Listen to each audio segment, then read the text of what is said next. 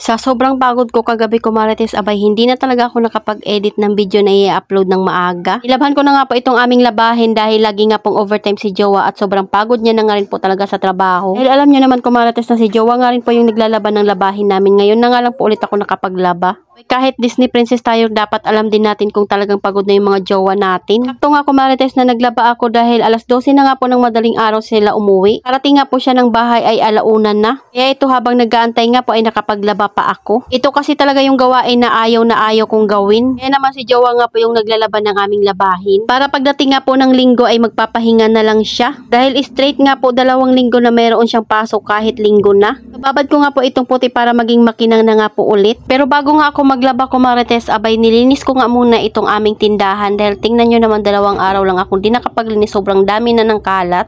Nagsama-sama na nga po yung araw-araw kong pagbili ng grocery, abay hindi ko pa na-display. Malagkit na nga rin po yung sahig kaya kailangan na itong vacuumin at saka mapin. Kaya ang una ko nga pong gagawin ay magre-refill na nga muna ako ng mga kulang sa ref. Nag-umpisa nga po ako maglinis at mag-refill ng mga kailangan ay alas 4 ng hapon. Pero alam nyo ba natapos ako ko Marites, abay madilim na. Yung nakailang balik na ako ng grocery pero yung pinapamili ko ay hindi pa talaga na i-refill. Dahil Sabado nga ngayon paniguradong babalik na naman nga po ako ng grocery. Lista ko na nga po yung mga kailangan kong bilhin para hindi ko na nga po iyon makalimutan. Once kasi na mapabayaan mo nga yung iyong tindahan, kahit 2 araw ka lang na hindi mag-ayos, talaga namang magiging magulo na iyan. Ano na nga po pag yung nagbabantay ay yung panganay ko. Hindi rin talaga ako mapapakali ko Marites hanggat hindi ko nalilinis yung kalat sa tindahan. Dahil alam nyo naman ay sala nga rin po namin ito. At pag nakabukas nga po yung pintuan namin ay kita rin talaga yung loob ng bahay namin o di kaya tindahan. Pero ayan, habang naglilinis ako, hindi rin talaga maiwasan na mayroong bibili sa atin. Galis nga po nung bumibili sa akin ay magre-refill na naman nga po ako ulit ng soft drinks. Dahil nabawasan na nga po iyon at para mabilis lumamig. Dahil hindi nga po ganun kadami yung lagayan ng aking soft drinks dito. Kaya lang minsan ay hindi nga po nakakapag-refill ng soft drinks, lalo na nga po pag hindi ako yung nagbabantay. Hinayang man ako sa benta pero okay lang iyon kaysa naman nga po magbenta ako ng hindi malamig. Pero meron nga pong customer na okay lang sa kanila kahit hindi malamig. Ginagawa ko ay binibigyan ko na lang ng yelo. Kaya lang sa sobrang busy ko nga minsan ko Marites, hindi na rin talaga ako nakakagawa ng yelo. Pinipilit ko na lang talaga na gumawa dahil sayang din talaga yung benta. Dati kasi yung benta ng yelo ay binabayad ko nga po yun sa kuryente. Pero ngayon nga po yung kita pa lang sa GCash ay pwede na nga pong pambayad sa kuryente pati na nga rin po sa tubig. Kaya ang plano ko nga po pagdating ng January ay magsisipag nga po akong gumawa ng yelo. At yung pinakabenta niya ay itatabi ko na nga lang muna at ilalagay ko sa alkansya. Dahil magre-refill nga po ako sa tindahan kaya kumuha na nga po ako ng mga stock dito. Pag may mga free talaga ko Marites, dinadamihan ko na talaga yung kuha. Ay dagdag kita nga rin iyan sa atin. Yung isang box nga po ng ginjaan ko Marites, abay bawas na naman nga po iyan at mantika na nga lang po yung mga nakalagay na iba dyan. Ayos ko na nga rin po itong aking mga mismo para naman maganda tingnan. Pag refill naman na ako sa ref kaya okay lang na nakatabi iyan. Ko naman nga po nga ayusin ay itong mga pancit canton or noodles. Ito talaga yung halos araw-araw kong binibili ko Marites dahil mabenta nga po ito sa akin. Sa lagi ko ngang pamimili sa grocery ay hindi talaga pwedeng hindi ako magdampot ng pancit canton.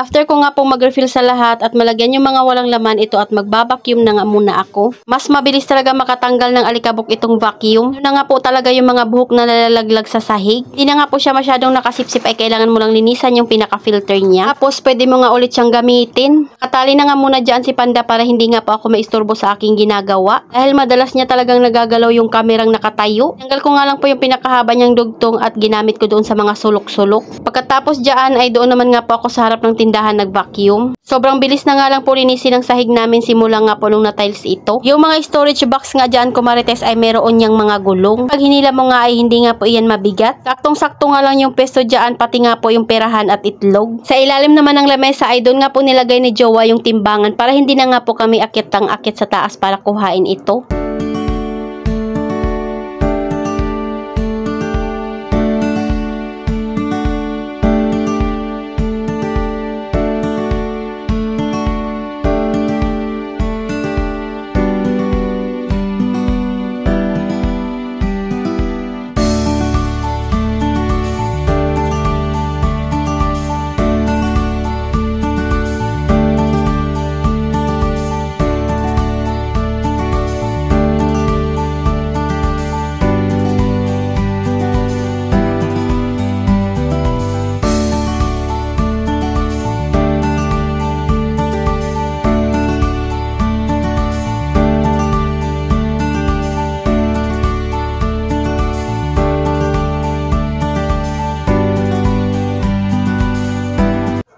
So, ayan nga kumarites, nakatapos na nga rin po ako maglinis at ito na nga po yung pinaka-outcome niya. Wala na nga mga paninda na pakalat-kalat. Sulit yung sobrang pagod ko ngayong araw. So, ayan lang muna kumarites. Salamat sa panonood. Follow for more. God bless us. At sana i-share nyo na nga rin po itong aking video.